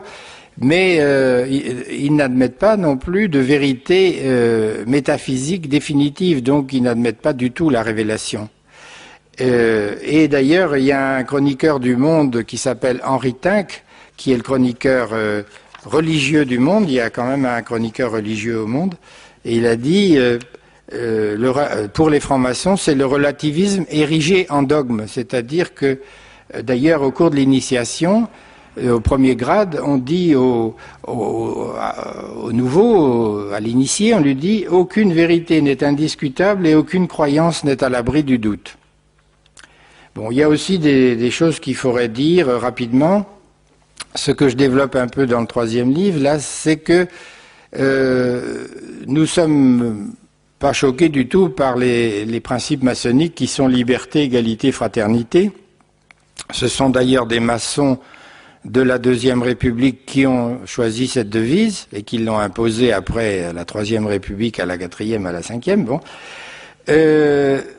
A priori, ça paraît bien, liberté, égalité, fraternité. On croirait même entendre Jésus parler. C'est vrai, il nous a dit qu'on était libre, même face à Dieu, que Dieu nous laissait libre de l'aimer ou de pas l'aimer. Il nous a dit qu'on était égaux, il nous a dit qu'on était frères. Bon, tout ça, ça paraît bien. Mais il faut quand même voir les choses d'un peu plus près. C'est-à-dire que les mots n'ont pas toujours le même sens dans toutes les têtes. Alors, par exemple... Prenons l'égalité, vous voyez bien déjà que d'après ce que je vous ai décrit, il n'y a pas d'égalité même entre maçons, puisque celui qui est au 33e grade, il sait beaucoup plus de choses que celui qui est compagnon ou qui est apprenti. Et on ne lui donnera pas cette connaissance s'il ne franchit pas les étapes initiatiques, et s'il ne montre pas patte blanche. Pas seulement les gants blancs, mais aussi la patte blanche. Et donc, vous voyez déjà l'égalité. Alors en plus... les francs-maçons prétendent avoir la connaissance avec un grand C et la lumière. Ils ont reçu la lumière avec un grand L au cours de l'initiation. C'est un leurre, hein. Je peux vous dire que j'ai théoriquement reçu la lumière, je l'ai théoriquement donnée à des gens que j'ai initiés. Je n'ai jamais vu de lumière spéciale, sauf la lumière des lustres qu'on allume au moment où on enlève le bandeau des yeux du profane qui vient d'être initié. Mais c'est une prétention assez importante. Et déjà, ça fait aussi que le franc-maçon ne considère pas qu'il est égal à un profane qui, lui, n'est jamais rentré dans une loge. Donc pas d'égalité, en fait, dans la réalité. Idem pour la fraternité. La fraternité joue bien entre francs-maçons, ils s'aident. D'ailleurs, un des principes secondaires, c'est la solidarité. Mais bon, les œuvres caritatives des francs-maçons sont très réduites et elles se limitent à des œuvres internes, c'est-à-dire, par exemple, des œuvres pour les veuves de francs-maçons ou pour les orphelins de francs-maçons. Mais à l'extérieur, il n'y a pas grand-chose. Il y a quelques œuvres en Afrique, mais en général, c'est pour aider des loges maçonniques en Afrique, et malheureusement, il y en a beaucoup aussi. Et alors, ce qui est terrible, c'est que, enfin, il y a cette différence donc entre christianisme et franc-maçonnerie, c'est ce fameux relativisme qui fait que pour eux, il n'y a pas de vérité. Et ce relativisme métaphysique ou spirituel a des conséquences très graves, c'est le relativisme moral, c'est-à-dire que pour eux, il n'y a pas de morale définitive. J'aime pas faire beaucoup de citations, mais je vais vous en citer quand même quelques-unes. Il y a le sénateur Caillavet, bien connu, enfin il n'est plus sénateur, mais il sévit toujours, franc-maçon notoire, qui veut nous imposer l'euthanasie avant de mourir, mais il ferait mieux de se suicider avant, ça nous débarrasserait. Puisqu'il veut tellement que les autres meurent avant la date fatale, il devrait faire un geste pour montrer aux autres comment on fait. Bah oui, c'est vrai, quand on est pour l'euthanasie, il faut commencer par soi. Alors, ce sénateur Caillavet, il écrit à un moment donné, il n'y a pas de morale universelle à soubassement divin. La morale étant essentiellement contingente, elle évolue, elle n'est pas transcendantale. Ce qui est vrai aujourd'hui sera faux demain. Henri Caillavet. Pire encore, le fameux docteur Pierre Simon que j'ai connu, puisque j'ai milité avec lui pour la contraception, pour l'IVG, etc. J'étais au planning familial comme lui, et des cofondateurs du planning familial. C'était un collaborateur du regretté Robert Boulin, qui était lui-même franc-maçon, et qui est mort d'une façon très suspecte, comme vous le savez. C'est rare de se noyer dans 60 cm d'eau avec un dossier de sécurité sociale sous le bras, en plus, parce que c'est pas un mode de suicide habituel. Et voilà ce fameux docteur Simon qui a écrit un livre qui s'appelle « De la vie avant toute chose » en 1979. Alors là, je vous demande d'ouvrir bien vos oreilles et vous verrez ce que...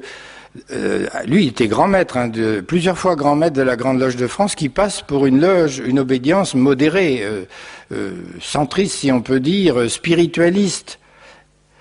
Là, il écrit « La polémique autour de la loi Veil, c'est le choc de deux mondes. Les solutions que nous fournit la morale traditionnelle, entre parenthèses pour nous chrétiennes, les solutions que nous fournit la morale traditionnelle ne peuvent plus nous contenter. Elle repose sur une sacralisation du principe de vie dont l'essence est superstitieuse et la démarche fétichiste. C'est fétichiste de défendre la vie. Bon. Écoutez, c'est encore pas mal après, la contraception libératoire a fait tomber le mur des fatalités traditionnelles. Sa disparition ouvre le champ libre où il va falloir installer la nouvelle morale. Entre parenthèses, je n'ai jamais pu voir quelle est cette morale annoncée par la franc-maçonnerie. Ils annoncent toujours la nouvelle morale, mais comme elle est évolutive, on va en reparler. C'est la notion de liberté que j'ai laissée en suspens tout à l'heure. Donc nous découvrons, alors ça c'est vraiment magnifique, nous découvrons ainsi que la nature, la vie sont plus que jamais une production humaine. La vie perd le caractère d'absolu qu'elle avait dans la Genèse. Le bonheur sera sans Marx, ça, Deo gratias, et sans Jésus, ça c'est dommage. Le mariage deviendra une communauté sociale. C'est plus une institution, c'est une communauté sociale. C'est basé sur un contrat, une communauté sociale. Donc le mariage devient un contrat pour ce monsieur. Son problème, le problème du mariage, écoutez bien, ne pas empiéter sur la vie sexuelle. Bon, bien sûr, on se marie, puis on va courir le guilledou ailleurs. Ensuite, au géniteur succédera l'amant. La sexualité sera dissociée de la procréation et la procréation de la paternité. Et allons donc. C'est tout le concept, lui qui écrit, hein, c'est tout le concept de famille qui est en train de basculer. Ben oui, ça je crois. Et nous y sommes, hein. Nous y sommes. Bon, je reprends un mot encore et je m'arrêterai assez rapidement après parce que je ne peux pas tout vous dire. La liberté, je l'ai laissé en suspens après pour vous lire ça. Bon, tout le monde était pris de liberté, et puis Dieu nous a donné la liberté pour qu'on puisse l'aimer librement, donc ça c'est très beau, il n'y a rien à dire. Mais le mot liberté ne veut pas dire la même chose dans tous les esprits. Pour un chrétien, qu'est-ce que c'est que la liberté? C'est un moyen, un instrument pour aller vers le bien. Et le bien, on peut le connaître. Bon, Jésus nous en a donné déjà pas mal d'exemples du bien. D'autre part, Dieu nous a donné une conscience. Moi-même, lorsque j'étais un vrai païen non baptisé, je dois dire que j'avais une conscience. Il y avait des gestes ou des actes ou même des pensées que je me refusais d'avoir ou de faire. Notre conscience, heureusement déposée dans notre âme par Dieu, nous permet de savoir ce qui est bien ou ce qui est mal. Et en général, quand on a fait mal, on s'en rend compte. Même quand on n'est pas catholique. Hein. Donc la liberté pour le chrétien, c'est pour aller vers le bien, c'est un moyen. Pour le franc-maçon, c'est un but. Mais comme c'est un but illimité, c'est-à-dire que lorsqu'on acquiert une nouvelle liberté, par exemple, je ne sais pas, le Pax, on va en vouloir une autre. Tout de suite après, c'est l'adoption des enfants par les couples homosexuels. Et ainsi de suite. Il n'y a pas de fin. Et ils ne se rendent pas compte, il ne faut pas non plus accuser les francs-maçons de diabolisme, ils ne se rendent pas compte qu'ils vont dans le mur, qu'à force de demander des libertés, on finira par aller dans la catastrophe, et nous y sommes bientôt. Par exemple, eux, ils veulent aussi la dépénalisation des drogues. Bon, liberté, il faut que chacun puisse fumer son shit s'il veut ou autre chose, mais c'est des exemples aussi que nous donnons à nos enfants. Regardez maintenant le nombre de juges qui considèrent que quelques infractions faites par des mineurs sont excusables et qu'il faut quand même être gentil avec les petits, quoi. Hein. Bon, un de ces jours, on va dépénaliser la petite délinquance, il y en a tellement.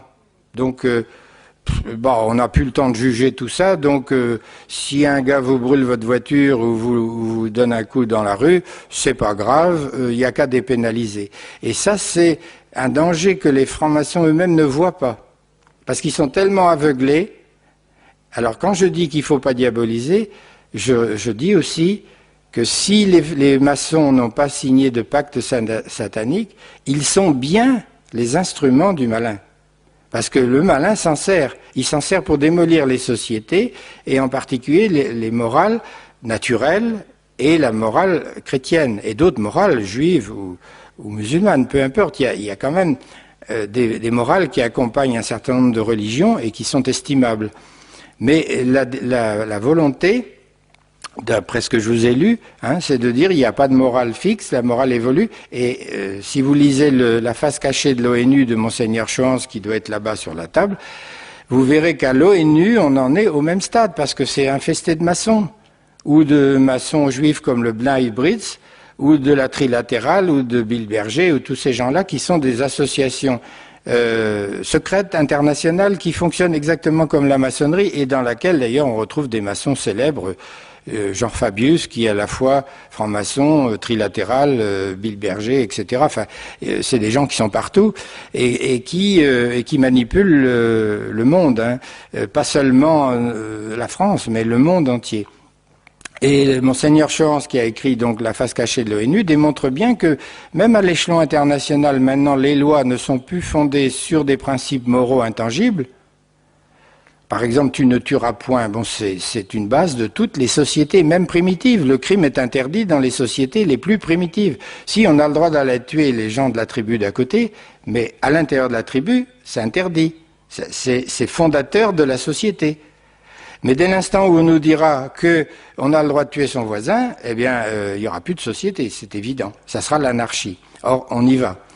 Et Monseigneur Schorans démontre très bien, et je suis d'accord avec lui, puisque je vois ce qui se passe en France, c'est que les lois ne sont plus fondées sur la morale, par exemple, tu ne tueras point, mais sur le consensus, comme on dit. On aime bien employer des mots savants, le consensus, c'est-à-dire tout le monde, où la majorité serait d'accord, par exemple, pour dépénaliser les drogues, eh bien, allons-y, dépénalisons les drogues. Mais est-ce qu'on donne une information réelle sur les dangers des drogues? Pas du tout. Ceux qui manipulent l'opinion se gardent bien de dire où on va. Est-ce que vous entendez beaucoup de gens, si ça vient un petit peu en ce moment, il n'y a pas beaucoup de gens qui ont le courage de dire les dangers de l'IVG, les perturbations affectives et psychologiques des femmes qui ont été amenées à se faire interrompre leur grossesse. Nous en avons vu lorsque nous faisions de l'écoute psychospirituelle, des femmes qui, et c'était même nous quelquefois qui avions fait l'IVG, des femmes qui étaient perturbées depuis 10 ans, depuis 15 ans, et qui ne se remettaient pas avec un sentiment de culpabilité profond, enraciné, difficile à déraciner, et pour lesquels il fallait les secours des sacrements, de la prière de libération et toutes sortes de choses pour arriver à redonner à cette personne la plénitude de sa vie, la plénitude de sa joie et de son dynamisme humain. Mais ça, on nous le dit très peu. En milieu officiel, on nous raconte des salades. On nous dit, par exemple, il faut accentuer la contraception pour éviter l'IVG. Mais la contraception existe depuis 1967. Enfin, elle est légale en France depuis 1967. Ça fait quand même un bout de temps. Et de la loi Veil depuis 1975. Et pourtant, il y a toujours 200 à 220 000 interruptions de grossesse par an en France. Chiffre immuable. Imperturbable. Vous avez beau faire des campagnes de prévention de la grossesse, si j'ose dire, enfin de campagnes pour la contraception, ça change rien. Je disais que dans l'immense majorité des cas, on peut dire 90 ou 95% des cas, l'avortement est provoqué parce que la femme n'a pas les moyens financiers, les moyens de logement, les moyens d'aide familiale, les moyens d'aide sociale, et que si on avait des associations qui faisaient vraiment, il y en a déjà, hein, il y a Agapa, il y a Mère de Miséricorde, il y a des choses comme ça qui se sont installées depuis, heureusement, mais si on aidait vraiment ces femmes, elles garderaient leur enfant. Parce que quand une femme s'apprête à subir l'interruption de grossesse, quand elle est sur la table d'opération, avant qu'on l'endorme, elle a un regard de biche qu'on va achever à la chasse. Moi, j'étais une fois à la chasse aux biches. J'ai vu le regard de la biche avant qu'on tire la dernière balle. Eh bien, le regard d'une femme qui se fait avorter, c'est exactement la même chose. C'est une femme qui a toujours conscience qu'elle est en train de tuer le fruit de ses entrailles. Il ne faut pas lui jeter la pierre, il faut l'aider. Mais on ne fait pas assez d'aide pour ces femmes. Et puis en plus, les lois françaises sont lamentables puisqu'on n'a même pas le droit de mettre en relation une femme qui veut se faire avorter avec une famille qui veut adopter. Lorsque je faisais des interruptions de grossesse, je me suis risqué à faire ça. Eh bien, j'ai eu un coup de téléphone du procureur de la République de Rennes qui m'a dit « Si vous continuez, docteur, à mettre les futurs avortés avec les couples stériles, je vous mets en prison. Ça ne sera pas long, vous allez y aller très très vite. » Bon, compris, j'ai compris. Et on a détruit, en 25 ans après la loi Veil, on a détruit 5 à 6 millions de personnes humaines en France, autant que la Shoah. C'est quand même incroyable qu'on en soit arrivé au même chiffre et qu'on ne s'en indigne pas. D'autre part, moi-même, quand je faisais des IVG, j'étais totalement dans la contradiction, puisque je défendais la liberté d'interrompre une vie précoce, soit, mais d'une vie humaine, totale, complète. Je me permettais de le faire à la demande des femmes, bien entendu, je ne le faisais pas de mon propre gré. Mais en même temps, vous voyez comme on est drôlement fichu, même quand on est soi-disant un peu intelligent, eh bien je militais contre la peine de mort en même temps. J'étais dans une association contre la peine de mort. Et je ne voyais pas le ridicule de ma situation. Et bon, je réponds à la dernière d'abord, en ce qui concerne le Conseil de l'Ordre. Évidemment, maintenant j'ai quitté la maçonnerie depuis 1987. Et je n'en sais que ce que je lis dans la presse, mais je constate une chose en ce qui concerne le Conseil de l'Ordre, c'est que quand il y a eu le débat sur la loi Veil en 1974, le Conseil de l'Ordre était farouchement contre. Et évidemment, c'était pour moi un adversaire.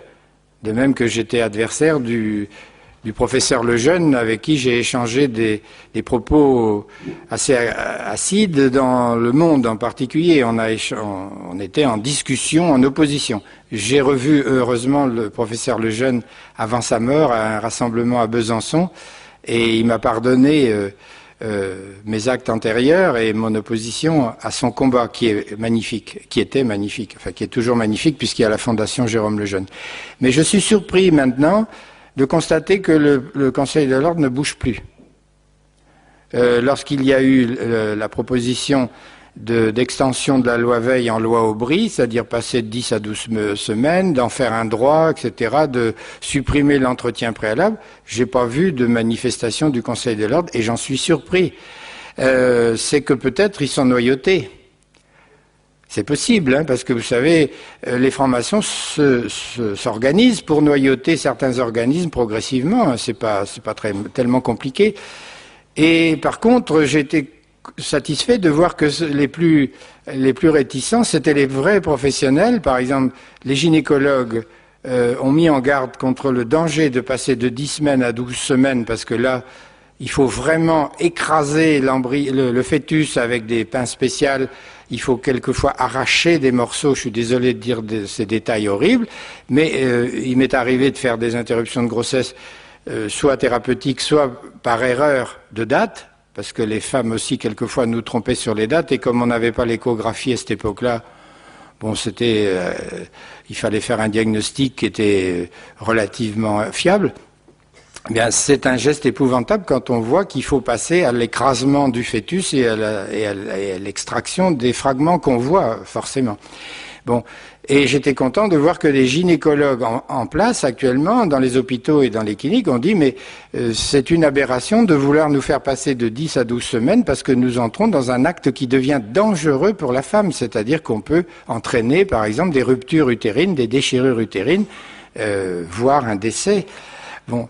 Bien sûr, il y a eu aussi le fameux arrêt Perruche qui a déclenché la réaction à nouveau des gynécologues et des échographes, mais ça c'était pour des raisons plus d'assurance que d'autres choses, c'était pas pour des raisons morales ou éthiques, mais c'est tant mieux que les échographes et les gynécologues aient dit mais nous on va plus faire d'échographie, alors si on risque de nous accuser d'avoir fait une erreur et puis ensuite de la payer de façon très très lourde. Alors, je passe vite parce qu'il faut que je vous laisse du temps pour des questions. Il y aurait d'autres points où le christianisme et la franc-maçonnerie se séparent. En tout cas, il y en a un point essentiel, c'est d'abord le perfectionnement de l'homme. Pour le franc-maçon, c'est un perfectionnement par soi-même. Le franc-maçon est un self-made man, comme disent les Anglais, c'est-à-dire un homme qui se fait lui-même, avec un peu l'aide de ses frères. Comme je vous l'ai raconté tout à l'heure, il y a quand même des frères qui vous aident à progresser dans la société. Mais enfin, c'est vrai que la franc-maçonnerie impose aux francs-maçons de se perfectionner, de se cultiver, de s'instruire, etc. Ça, c'est pas douteux, mais il n'est pas interdit non plus pour un catholique de se cultiver, de s'instruire et de se perfectionner. C'est pas défendu. Mais par contre, l'objectif n'est pas le même, c'est-à-dire que là aussi, le franc-maçon veut aller toujours plus loin dans sa connaissance, dans sa maîtrise de soi-même et de son environnement, et que par contre, il est vivement recommandé aux chrétiens de faire preuve d'humilité et de se confier à la providence et à l'intervention de Dieu chaque fois que nous sommes incapables de nous en sortir tout seuls, et c'est pas rare. Bon, autrement, un mot sur le mot hédonisme, là, donc, j'ai évoqué à propos de ce troisième livre. L'hédonisme, c'est une philosophie qui a été mise au point par un disciple de Platon, donc je crois 4 siècles avant Jésus-Christ, et pour lui, le but de la vie, c'était de se faire plaisir. Pour remarquer, c'était pas désagréable, mais il mettait le plaisir avant tout. Il pensait que c'était la motivation principale de l'être humain, et ça, il avait peut-être pas tout à fait tort. Saint Thomas d'Aquin appelle ça la concupiscence, vous le connaissez ce mot-là. Bon, on a envie de se faire plaisir, c'est évident. Mais le franc-maçon est hédoniste, c'est-à-dire qu'il veut se faire plaisir. En général, après les réunions intellectuelles, on fait un bon gueuleton et on boit quelquefois plus qu'il ne faudrait, ça s'appelle les agapes. Et puis, les francs-maçons se permettent d'avoir une vie très libre, aussi bien dans le couple qu'en dehors du couple. Et ils encouragent toutes sortes de comportements comme le divorce. Ils ont soutenu les lois sur le divorce, sur la contraception, sur l'IVG, sur le Pacs. Maintenant, ça va être sur les drogues, ça va être sur l'euthanasie. Vous voyez, il faut faire ce qu'on a envie de faire et ce qui nous fait plaisir. Et je pense que c'est une dégénérescence ou une décadence de nos sociétés qui est très très importante. Enfin, il faut savoir que les francs-maçons prônent l'universalisme. Actuellement, on nous parle du mondialisme, mais c'est un sous-produit ou c'est un autre nom. Les maçons, depuis 150 ans ou plus, 200 ans, parlent de l'universalisme, c'est-à-dire, entre autres, du gouvernement mondial qu'ils appellent de leur vœu. Et bien entendu avec les mêmes lois que vous connaissez, c'est-à-dire des lois très libérales qui permettent à l'homme de faire ce qui lui fait plaisir. Et surtout à ceux qui sont très cultivés, très intelligents, très débrouillards, comme sont les élites maçonniques qui évidemment s'en sortent très bien dans notre société. Le danger existe, bien entendu, d'autant plus que quand j'étais franc-maçon, encore en 1978, il y avait à peu près autant de députés et de sénateurs francs-maçons à droite comme à gauche. Il y avait quand même 100 députés et sénateurs RPR, ou 115 exactement, qui étaient francs-maçons et RPR. Donc vous dites à droite ça va aller mieux. Pour les problèmes de société, c'est pas mieux. C'est-à-dire que si vous voulez, ils se mettent bien en opposition quand il s'agit des problèmes sociaux. Est-ce qu'on doit donner des avantages, comme dit Arlette, aux travailleurs alors là, ils se divisent, puisque la droite est avec le patronat, et puis la gauche, plutôt avec les salariés ou les employés. Mais quand il s'agit des problèmes de société, ils se rejoignent, justement parce que souvent, ils sont maçons. Alors, comme ça, c'est leur philosophie commune.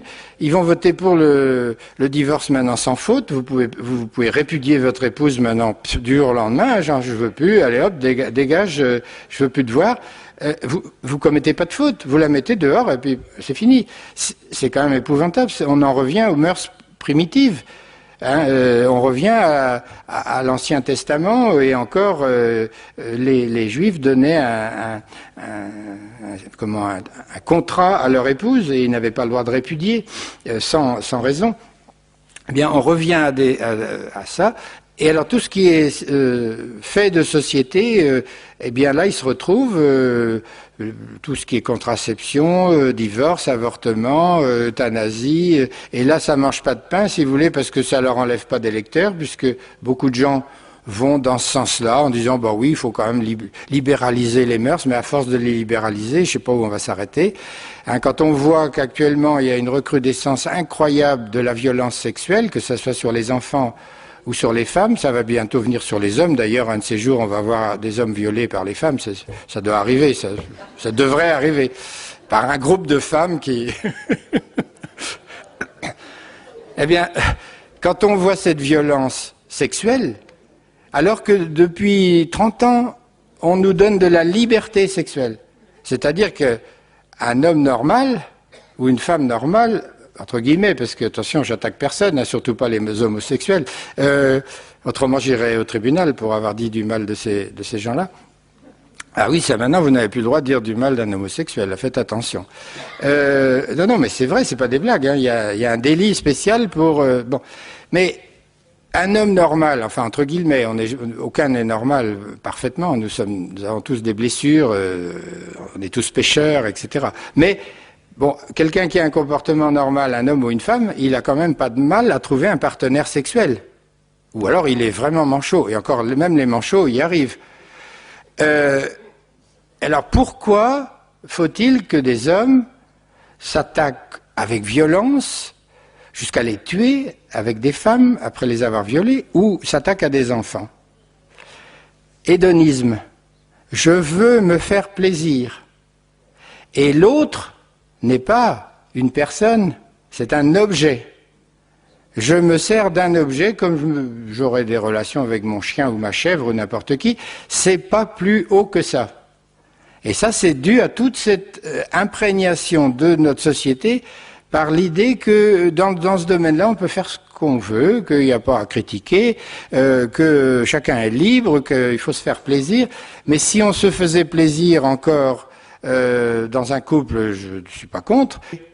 Et actuellement, on chosifie, on instrumentalise les autres, et donc on les viole quand on a envie, on les prend de force, et pour pas qu'ils parlent, on les tue. C'est pas plus compliqué que ça. Mais tout ça, c'est la résultante quand même d'une évolution des idées encouragée par la gauche et par les francs-maçons et par ceux de droite qui sont francs-maçons. Je ne sais pas si Jospin est franc-maçon, mais il est entouré de francs-maçons. Comme Mitterrand n'était pas franc-maçon, mais il était bien gardé. Hein. Quand il est arrivé en 81, je crois qu'il avait 10 ou 12 ministres qui étaient francs-maçons. Jospin, j'ai jamais eu la preuve et il n'a pas été cité comme franc-maçon dans la presse. Moi, en général, je me réfère à un certain nombre de journaux pour regarder un petit peu les noms.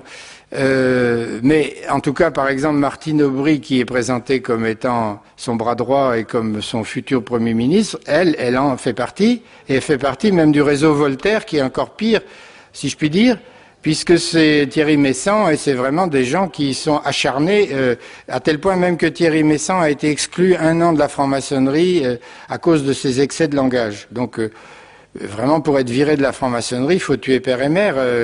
Bon, donc là, il y a effectivement sûrement un danger maçonnique. Bon, de l'autre côté, il y a un livre qui est sorti récemment, Les Frères Invisibles, de Ghislaine Ottenheimer, et elle prétend, elle, journaliste très bien informée, puisqu'elle travaille uniquement sur ce sujet-là depuis longtemps, elle prétend que Jacques Chirac fait partie de la loge Alpina en Suisse. Bon. Et puis, je voudrais pas être trop pessimiste, et terminer sur une note optimiste. Donc, les francs-maçons ne sont pas si nombreux qu'on le croit. En France, il y en a 140 000, et j'ai appris récemment que 70% des Français étaient baptisés, donc en principe chrétiens. 70%, ça fait un paquet, hein, ça doit faire pas loin de 50 millions. Donc, vous voyez les deux chiffres. Bien entendu, il y a malheureusement pas beaucoup de chrétiens pratiquants et fervents, puisqu'il paraît qu'il y a que 8% des catholiques qui se disent catholiques, qui vont à la messe tous les dimanches. Mais il n'empêche que si même les 8% se mobilisaient chaque fois qu'il le faut, il y aurait un recul de la franc-maçonnerie.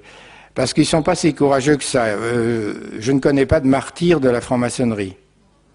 Il y a eu des francs-maçons qui ont été déportés contre leur gré, et je le regrette, par les Allemands, parce que les fascistes n'aimaient pas la notion de liberté. Et vous comprenez bien pourquoi les SS envoyaient les francs-maçons, comme d'autres d'ailleurs, comme des prêtres catholiques ou comme des juifs, dans les fours crématoires. Mais ce n'était pas au nom de leur idéologie que ces francs-maçons ont été martyrisés ou tués. Par contre, on connaît beaucoup de martyrs chrétiens. Et ça, c'est parce que l'Esprit Saint nous donne la force à un moment donné d'aller jusqu'à la mort pour défendre notre foi en Jésus-Christ, mort et ressuscité pour nous. Eh bien, je crois qu'il faut se mobiliser, il ne faut pas avoir peur, jamais avoir peur, ni d'ailleurs dans le domaine des superstitions et tout ça, et même du diable, il ne faut pas avoir peur, c'est Jésus-Christ qui est vainqueur, hein, d'avance, donc ne vivons pas dans la superstition, ne vivons pas dans la peur, ne vivons pas dans la peur des francs-maçons. Nous recevons des dossiers et nous écrivons aux députés, aux sénateurs en leur disant qu'est-ce que vous comptez faire s'il y a une loi sur l'euthanasie ou s'il y a une loi sur tel ou tel sujet. Il faut les interpeller. Et puis ils ont la trouille, hein, parce qu'ils ont peur de ne pas être élus. Il faut vous rendre compte actuellement que les hommes politiques sont des professionnels. Quand j'étais jeune, un avocat, un artisan, un médecin pouvait devenir député ou sénateur. Maintenant, c'est fini. Il faut sortir de Sciences Po, de l'École nationale d'administration, et il faut faire carrière d'un bout à l'autre. Et si vous arrêtez, moi je sais bien, puisque j'ai bien connu Edmond Hervé, qui était assistant à la fac de droit quand j'étais chirurgien, mais il n'avait qu'une peur, c'est de ne pas être élu quelque part, parce qu'il serait revenu assistant à la fac de droit avec 8 000 francs par mois. Et il avait la trouille, mais la trouille. Alors il faut leur foutre la trouille en leur disant qu'est-ce que vous pensez de tel et tel sujet. Et puis s'ils vous répondent pas, ben, vous ne votez pas pour eux, vous votez pour un autre.